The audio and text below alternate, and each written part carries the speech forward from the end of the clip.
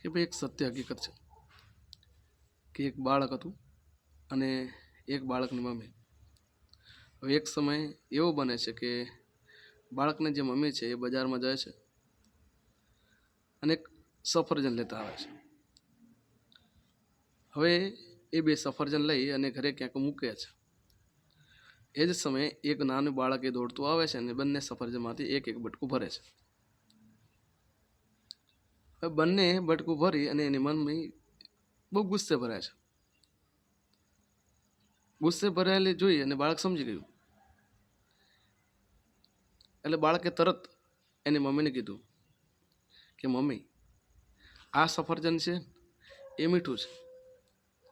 ત્યારે તરત જ એનો મમ્મીનો જે ગુસ્સો છે એ શાંત થઈ ગયો. તો એના ઉપરથી એ આપણને જાણવા મળે છે, જો એના મમ્મીએ એ બાળકની વાત ન સાંભળી હોત તો એ એના ઉપર ગુસ્સે ભરાત, પરંતુ એ એની વાત સાંભળી અને એને સમજાઈ ગયું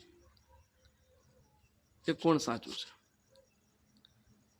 તો એ વાત ઉપરથી એ સાબિત થાય છે કે આપણે હાલ ઘણા એવા બાબતો છે કે જે બંને બાજુથી સમાધાન થતું નથી, પરંતુ એને સમાધાન કરવા માટે ગમે તે એક પક્ષની વાત સાંભળવી પડે છે. અને જો બંનેમાંથી એક જ પક્ષની વાત સાંભળે તો એનું સમાધાન થઈ શકે છે, જે વાતનો મુખ્ય તર્ક છે.